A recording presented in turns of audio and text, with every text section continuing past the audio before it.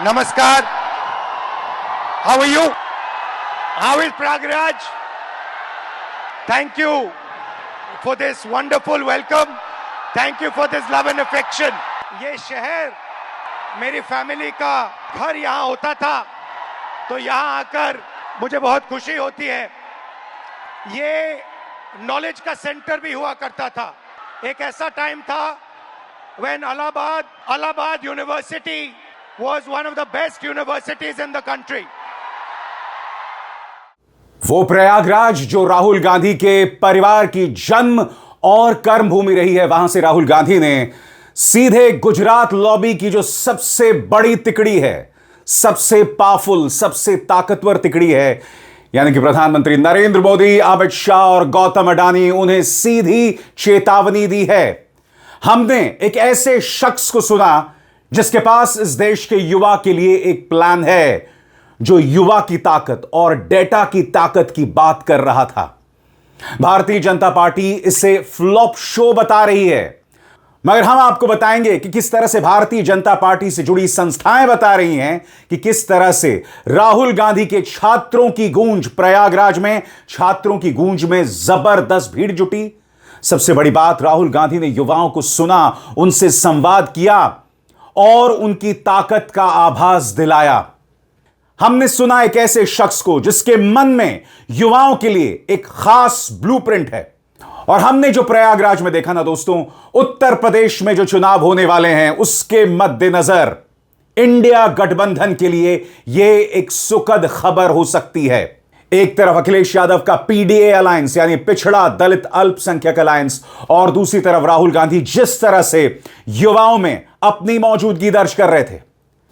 अगर भारतीय जनता पार्टी का 15% वोटर भी इस तरफ शिफ्ट हो जाए तो आप अंदाजा लगा सकते हैं कि किस तरह से उत्तर प्रदेश चुनावों में भूचाल आने वाला है।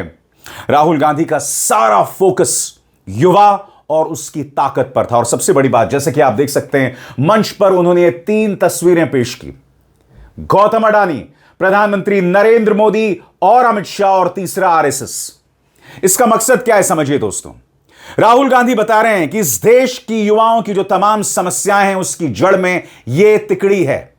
गौतम अडानी जिससे लगातार फायदा हो रहा है, प्रधानमंत्री नरेंद्र मोदी और अमित शाह यानी भारतीय जनता पार्टी, जिनका बैंक बैलेंस लगातार बढ़ रहा है, ये अपने दफ्तर खोल रहे हैं हर शहर, हर सूबे, हर कस्बे में, और आरएसएस जिसकी कोई जवाबदेही नहीं है। और ये लगातार जंतर मंतर प्रोटेस्ट और राहुल गांधी की कोशिशों का ही नतीजा है कि मोहन भागवत जेनजी के साथ इंटरव्यू में कहते हैं कि जेनजी हमारा दुश्मन नहीं है, एंटी नेशनल नहीं है। अगर वो प्रदर्शन कर रहा है तो वो भाजपा के खिलाफ नहीं बोल रहा है। मगर सबसे पहले दोस्तों, राहुल गांधी की मोहब्बत की दुकान आज उन्होंने एक अपने अंदाज में से पेश किया है, जहां उन्होंने कहा कि इस देश का युवा जो है ना, वो नफरत, हिंसा की भाषा में बात नहीं करेगा, क्योंकि उसका फोकस साफ है। और आपको समझना पड़ेगा राहुल गांधी ने जो बात कही, जो मैं आपको सुनाने वाला हूं, इसके मायने क्या हैं। क्योंकि राहुल गांधी का सारा फोकस युवा प्लस डेटा पर है, मुद्दों पर है। मगर भारतीय जनता पार्टी आज भी हिंदू मुस्लिम कर रही है, उनके दादा की बात कर रही है, कह रही कि आप उनके कब्र क्यों नहीं गए।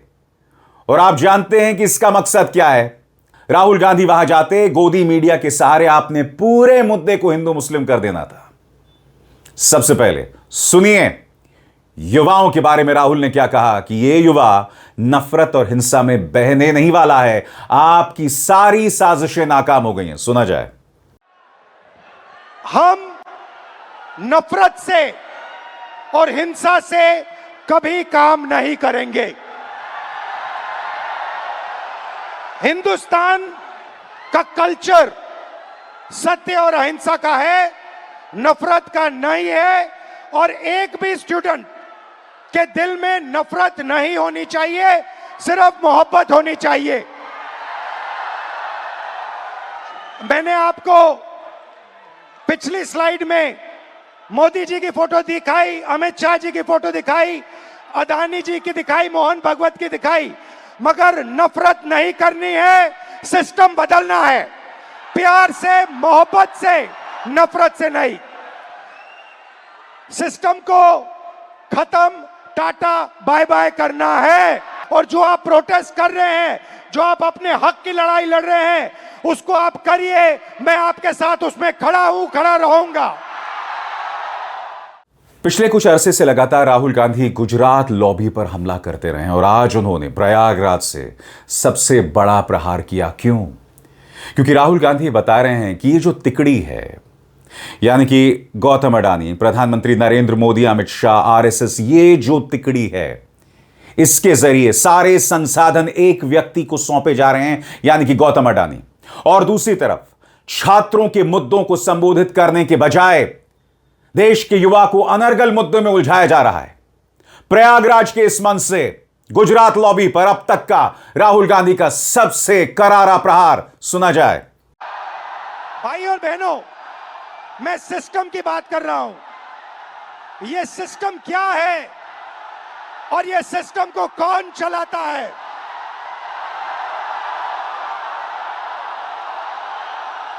भाई और बहनों, डेटा आपका, दर्द आपका, दौलत इनकी।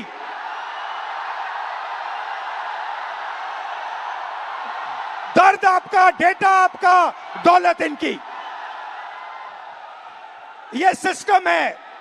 अंबेडकर जी ने कहा था सोशल, पॉलिटिकल, इकोनॉमिक। ये देखिए, ये है इकोनॉमिक। पैसा, अडानी,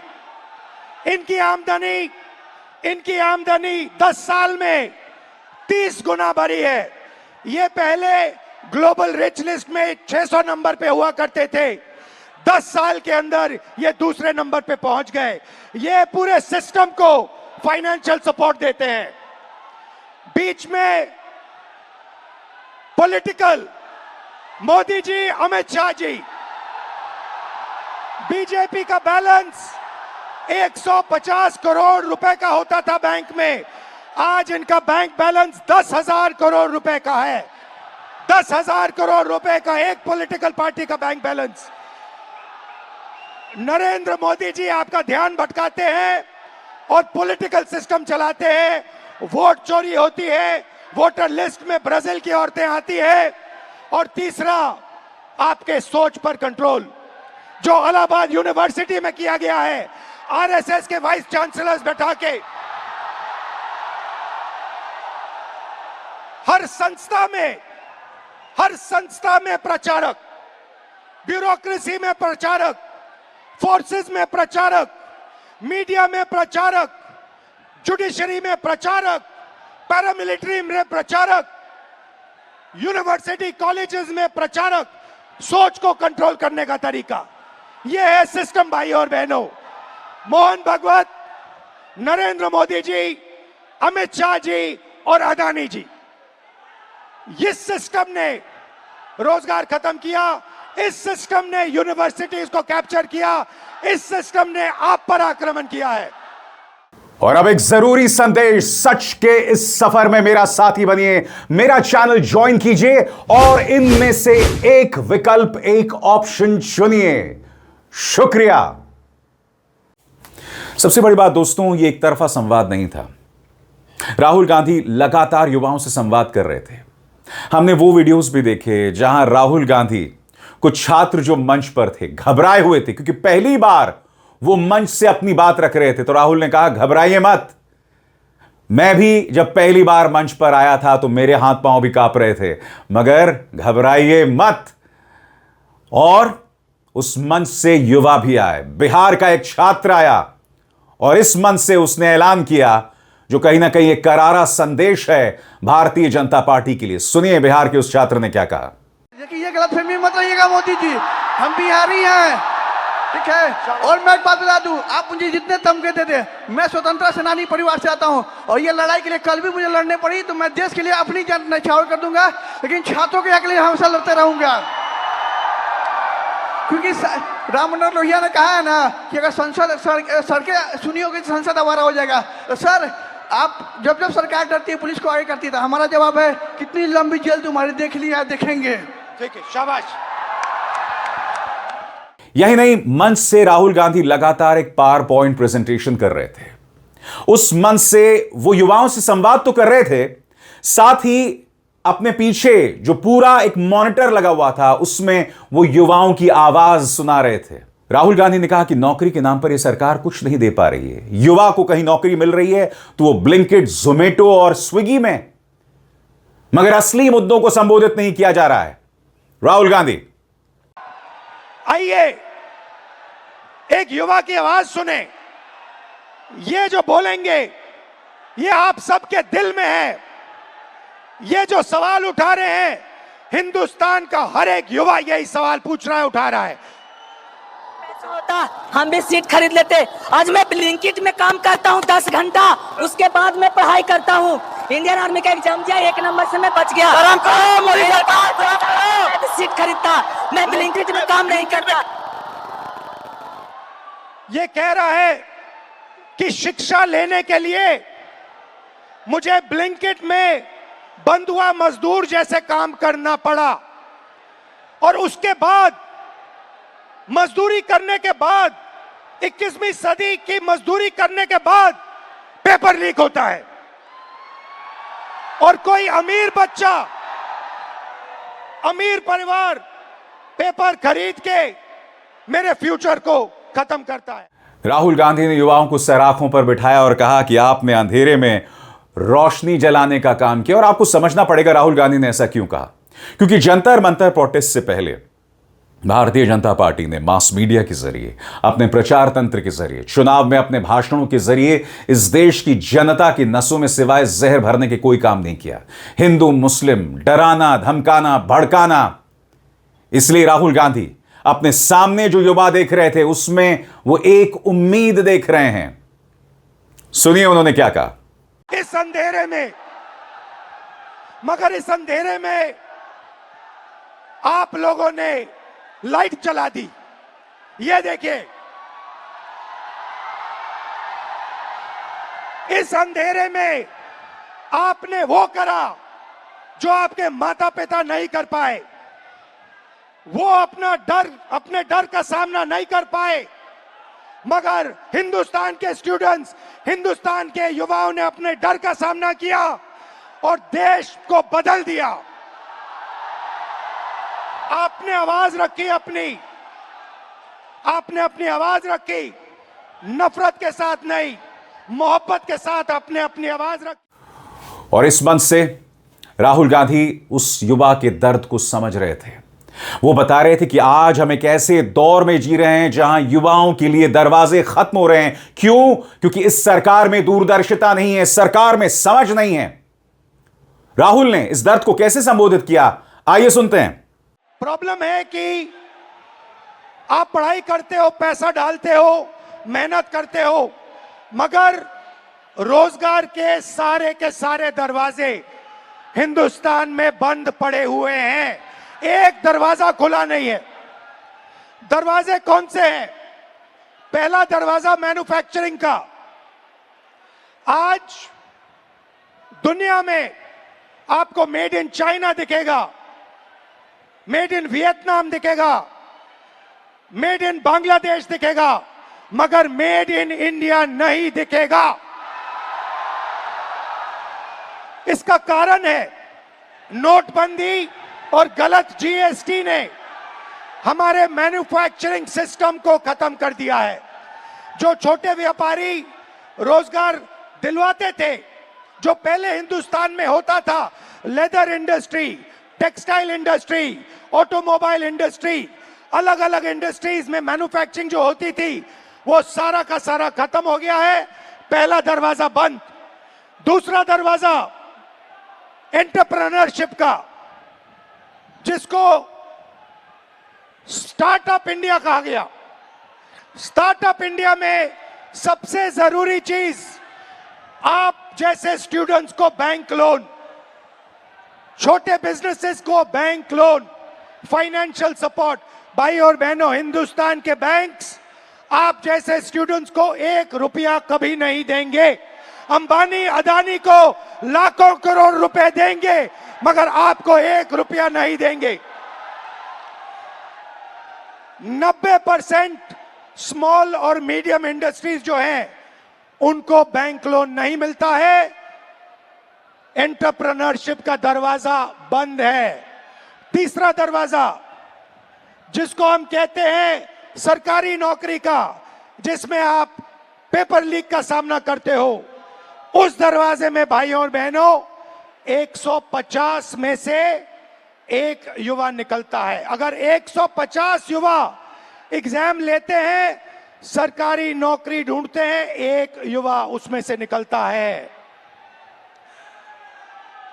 पब्लिक सेक्टर, जो पहले 10 साल पहले 14 लाख युवाओं को यह रोजगार देता था, भाइयों और बहनों, पब्लिक सेक्टर को प्राइवेटाइज कर दिया गया है।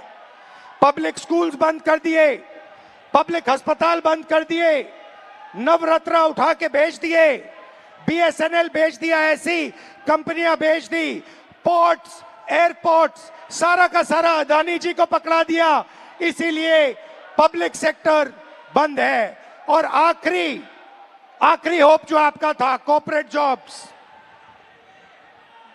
IT, back office, transcription, software, जिसमें पहले हिंदुस्तान के युवाओं को रोजगार मिलता था, वो दरवाजा भी भाइयों और बहनों आपके डेटा का प्रयोग करके एआई से यह भी दरवाजा बंद किया जा रहा है। तो सच्चाई है कि पांचों दरवाजे आपके लिए बंद हैं और इसीलिए आपको भयंकर दर्द हो रहा है। राहुल गांधी लगातार कह रहे हैं कि भाई डेटा युवाओं का है, ताकत युवाओं की है, मगर इस सिस्टम ने कहीं ना कहीं उन्हें एक चक्रव्यूह में फंसा कर रखा हुआ है और आज वक्त आ गया है कि हम उस चक्रव्यूह से बाहर निकलें, हम अपनी ताकत को समझें। सुनिए क्या कहा राहुल ने। मगर भाइयों और बहनों, डेटा आपका, यूथ पोटेंशियल आपका, मगर सिस्टम ने आपको चक्रव्यूह में फंसा रखा है। ये आप देखिए, आपको चक्रव्यूह में फंसा रखा है। भविष्य की बात करें, आप एजुकेशन लेते हो, लाखों करोड़ रुपए आपके परिवारों से लिया जाता है। इंजीनियरिंग, मेडिकल, पोस्ट ग्रेजुएट, जो भी आप पढ़ाई करते हो, आपके परिवारों से, आपके जेब से पैसा छीना जाता है, लाखों करोड़ रुपए लिए जाते हैं और फिर आपको एक सर्टिफिकेट दिया जाता है। आपको कहा जाता है कि हां, आपको एजुकेशन सर्टिफिकेट मिल गया, बीए मिल गया, एमए मिल गया, एमएससी मिल गया, मगर इस सर्टिफिकेट का कोई मतलब नहीं है आज हिंदुस्तान में, क्योंकि यह सर्टिफिकेट आपको रोजगार नहीं दे सकता है। चाहे आप कुछ भी करें, यह सर्टिफिकेट हिंदुस्तान में आपको रोजगार नहीं देता है। आंकड़ा मैं आपको देता हूं, 1000 युवाओं में से सिर्फ 12 युवाओं को परमानेंट नौकरी मिलती है। जहां तक डेटा की बात है, आपका डेटा छीन लिया जाता है। बड़ी बड़ी कंपनीज को, जियो को, अदानी को, फेसबुक, गूगल को आपका डेटा दिया जाता है और आपको फंसाया जाता है। आपको कहा जाता है जितनी भी आपको रील्स देखनी है, जितने आपको व्हाट्सएप मैसेजेस भेजने हैं, जितना आप इंस्टाग्राम पे देखना चाहते हो, रील्स बनाना चाहते हो, आप बनाओ। भाई और बहनों, ये 21वीं सदी का नशा है।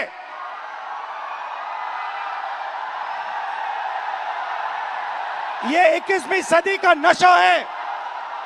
और फिर आपसे कहा जाता है कि ब्लिंकिट में काम करो, ऊबर में काम करो, मजदूरी करो, 21वीं सदी का नशा लो, मगर तुम्हें नौकरी नहीं मिल सकती, रोजगार नहीं मिल सकता इस हिंदुस्तान में। दोस्तों, कार्यक्रम की शुरुआत में मैंने आपको बताया था कि राहुल गांधी का जो पिच है, जो फोकस है, वो युवा प्लस डेटा का फोकस है। और ये राहुल गांधी आज से नहीं कह रहे हैं। याद कीजिएगा, संसद के अंदर उन्होंने कहा था कि इस दुनिया में जिसके पास डेटा होगा वो एआई में राज करेगा। मगर राहुल गांधी यही कह रहे हैं कि डेटा हमारा है, मगर फायदा अमेरिका को हो रहा है, फायदा ट्रंप को हो रहा है। और इसी बात का आभास इस मंच से लगातार राहुल युवा को दिला रहे थे। सुनिए। दिस इवनिंग, आज शाम मैं आपसे दर्द, डेटा और दौलत की बात करना चाहता हूं। आपका दर्द, आपका डेटा, मगर आपका धन नहीं, जो आपका होना चाहिए, उनका धन। इन तीन चीजों के बारे में मैं आपसे बात करना चाहता हूं। ये आप हो, आप भारत की शक्ति हो, भारत की शान हो, भारत की स्ट्रेंथ हो।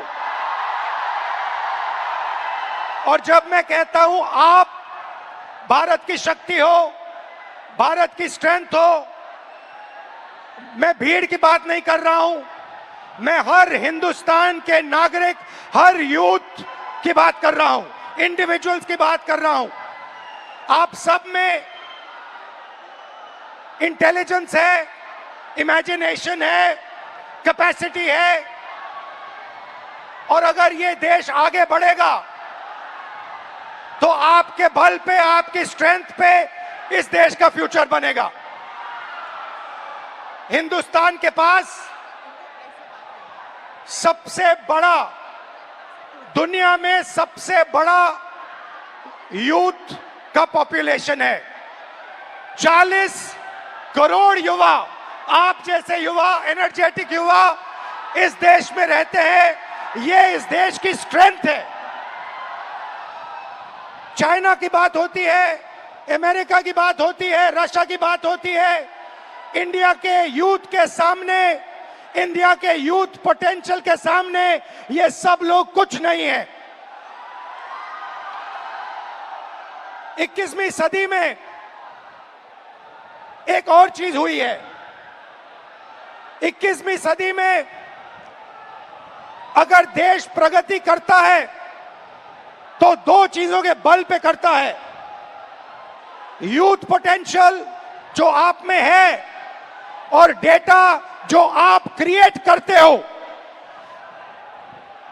हिंदुस्तान के पास यूथ है और सबसे ज्यादा, दुनिया में सबसे ज्यादा डेटा हिंदुस्तान में है। 1 गीगाबाइट डेटा प्रति भारतीय प्रतिदिन इस्तेमाल करता है। और प्रगति होगी, फ्यूचर होगा तो डेटा और आपके पोटेंशियल पे होगा। युवा plus data is equal to 21st century economy.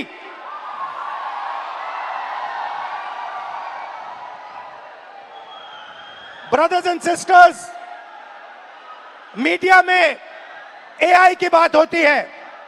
Everybody speaks about AI, but I want to make one thing very clear, and ये आपको समझना चाहिए। आपके डेटा के बिना एआई का कोई मतलब नहीं है। अगर एआई बनता है तो आपके डेटा के बेसिस पे बनता है। 20वीं सदी में पेट्रोल और पेट्रोल इंजन देश को बनाता था। अगर 20वीं सदी में मैं आपके पास आता और आपसे कहता, देखिए मैं आपको पेट्रोल इंजन दे रहा हूं, मगर आपको पेट्रोल नहीं दूंगा, आप मुझे कहते इस पेट्रोल इंजन से मेरा कुछ नहीं होने वाला है। वैसे ही 21वीं सदी में डेटा से ही एआई बनता है। डेटा से आप एआई बना सकते हो, मगर एआई से आप डेटा पैदा नहीं कर सकते हो। और ये डेटा हिंदुस्तान का है और आपका है। आप इसको क्रिएट करते हो, ये आप बनाते हो, ये आपका इमेजिनेशन है। ये हिंदुस्तान की पूंजी है, स्ट्रेंथ है, एसेट है। और वहां पर मौजूद लोग इस बात को समझ रहे हैं। उन्होंने कहा कि पेपर लीक हो रहे हैं, मगर ये सरकार पूरी तरह से उदासीन है। शुक्र है कि कम से कम आप हमारी बात सुन तो रहे हैं।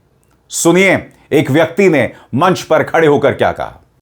सर, उत्तर प्रदेश में ये पेपर लीक लगातार चल रहे हैं। जब से माननीय योगी आदित्यनाथ जी सरकार में आए हैं, तब से मैं उंगलियों पे गिना सकता हूं सर। 2017 दरोगा भर्ती पेपर लीक, उसके बाद यूपी कांस्टेबल 2018 पेपर लीक, उसके बाद 2020-21 की यूपीएसआई भर्ती पेपर लीक, और 2022 का लेखपाल भर्ती पेपर लीक, और 2023 में आरओ एआरओ वो भी पेपर लीक, 2023 का कांस्टेबल भर्ती पेपर लीक, और ये स्कोर कार्ड नॉर्मलाइजेशन की धांधली वर्तमान में चल रही है। सर मैं इन्हीं शब्दों के साथ आपका बहुत बहुत धन्यवाद करना चाहता हूं कि आप यूथ की आवाज उठा रहे हैं लगातार, और मैं सर आपसे आशा की उम्मीद के साथ देख रहा हूं आप इसी तरह हम यूथों की आवाज उठाते रहिए। हम आपके साथ पूरी तरीके से, ये जितना भी यहाँ पर स्टूडेंट दिख रहा है ये सब आपके साथ है, सिर्फ आपके लिए आया है सर। Thank you. मगर जैसे मैंने कहा ना दोस्तों, भारतीय जनता पार्टी के पास इसका जवाब सिर्फ हिंदू मुस्लिम है और उसके अलावा कुछ नहीं। भारतीय जनता पार्टी इसे फ्लॉप शो कह रहा है, मगर फ्लॉप शो बताने से पहले मैं आपको बतलाना चाहता हूं, आज तक मैंने कार्यक्रम की शुरुआत में आपसे कहा था कि किस तरह से खुद गोदी मीडिया कह रहा है कि जबरदस्त भीड़ जुटी। जाहिर सी बात है, गोदी मीडिया कैमरे पर झूठ नहीं बता सकता था, हालांकि उन्होंने यह काम भी किया है। यह देखिए उनका संवाददाता क्या कह रहा है। प्रयागराज में राहुल गांधी के कार्यक्रम से पहले युवाओं की बड़ी भीड़ जुटी। कई युवा ट्रकों और मकानों की छतों पर खड़े होकर राहुल गांधी का इंतजार करते हुए नजर आए। कांग्रेस के कार्यक्रम में युवाओं की मौजूदगी और उनसे संवाद पर फोकस रहा। यहां दो चीजें हैं, इस वीडियो के जरिए आज तक बता रहा है जबरदस्त भीड़ है, मकानों की छतों पर, ट्रकों पर युवा यहां दिखाई दे रहा है। मगर भारतीय जनता पार्टी क्या कह रही है? हिंदू मुस्लिम कर रही है, दादा का राग अलाप रही है। ब्रजेश पाठक, उत्तर प्रदेश के डेप्यूटी चीफ मिनिस्टर। और मैं एक सवाल आपसे और पूछना चाहता हूं, राहुल जी, आपके बाबा श्री प्रयागराज में ही स्वर्गलोक से धारने के बाद दफन हुए थे, क्या उनकी कब्र पर जाकर के आप साफ सफाई करके एक बार उन्हें प्रणाम भी कराते? यह हमारी संस्कृति है कि अपने पूर्वजों को हम याद रखते हैं, उनकी चिंता भी करते हैं, और पितृपक्ष में तो अवश्य हम सब याद करते हैं, हमारी सनातन संस्कृति है। मैंने कहा ना दोस्तों, अब भारतीय जनता पार्टी की सोच इतनी ज्यादा रूढ़िवादी हो रही है, इतनी ज्यादा सक्रिय हो रही है कि वो सिर्फ इन्हीं मुद्दों तक फोकस कर सकती है। संजय निषाद ने कहा, जो कि भाजपा गठबंधन में शामिल हैं, कि यह फ्लॉप रैली रही। उससे पहले मैं आपको एक युवा का वीडियो दिखाना चाहता हूं जिसने वहीं से भीड़ से खड़े होकर एक वीडियो लिया है। वो कह रहा है कि तुमने राहुल गांधी को पप्पू कहा, मगर आज वही पप्पू युवाओं के साथ संवाद कर रहा है। सुनिए ये वीडियो जो भीड़ से लिया गया था, देखा जाए। मोदी जी, आप इसे पप्पू घोषित किए थे, देखिए वो आज एआई की बात कर रहा है, डाटा की बात कर रहा है, शिक्षा की बात कर, रोजगार की बात कर रहा है। आप तो जब से प्रधानमंत्री में तब से एक भी प्रेस कॉन्फ्रेंस नहीं किया है। यहाँ पर लगभग हजारों की भीड़ है, आप देख सकते हैं। शिक्षा के सिस्टम में बिलीव करते हो, और यहाँ पर लगभग 200 ज्यादा कैमरे हैं। अगर फोन का कैमरा गिन लिया जाए तो हजारों का कैमरा होगा। और अब सुनिए संजय निषाद, बकौल Sanjay Nishad, the rally was a total flop. मैं चाहता हूं आपने अब तक जो देखा, क्या आप इसे फ्लॉप कह सकते हैं? संजय निषाद। ये फ्लॉप कार्यक्रम था। अगर 55 साल का व्यक्ति युवा के लिए कांग्रेस, तो बाकी युवा कहां जाएंगे? आज कांग्रेस का जवाब देना चाहिए। दोस्तों, कल का दिन बहुत ऐतिहासिक रहा है। यह मत भूलिए कि लोकसभा चुनाव के दौरान भी राहुल और अखिलेश जहां जा रहे थे उन्हें जबरदस्त समर्थन मिल रहा था। कटिंग अक्रॉस लाइंस, किस कदर समर्थन मिल रहा था। अखिलेश का फोकस लगातार पिछड़ा दलित अलायंस पर है, क्योंकि मायावती एक अरसे से लगातार कमजोर होती जा रही हैं। चंद्रशेखर की बात करें, जो कि नगीना से सांसद हैं, वो जंतर मंतर पे छात्रों के साथ खड़े रहे, यानी कि वो भाजपा की तरफ नहीं जा रहे हैं। राहुल गांधी यानी कांग्रेस के साथ भी दलित जो है वो पिछले कुछ अरसे से लगातार जुड़ता हुआ दिखाई दे रहा है।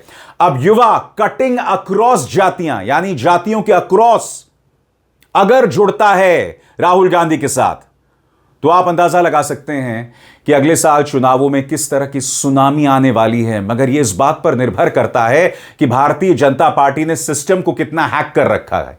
यह इस बात पर निर्भर करता है कि इंडिया गठबंधन कोई गलती तो नहीं करता, क्योंकि हमने बिहार के चुनावों में देखा था आखिरी कुछ हफ्तों में तेजस्वी यादव ढीले पड़ गए थे। आखिरी 15 दिनों में वो मैदान से गायब हो गए थे। अगर आपको जीतना है तो आपको मेहनत करना पड़ेगा, क्योंकि आपके सामने एक ऐसी पार्टी है जो 24 घंटे चुनाव के मायनों में सोचती है। 24 घंटे उसके दिमाग में यही चलता है और वो साम दाम दंड भेद से जीतना जानती है। ईवीएम हैक तो बहुत दूर की बात है, उसने सिस्टम हैक कर रखा है। इसलिए इसका समाधान सिर्फ मेहनत है।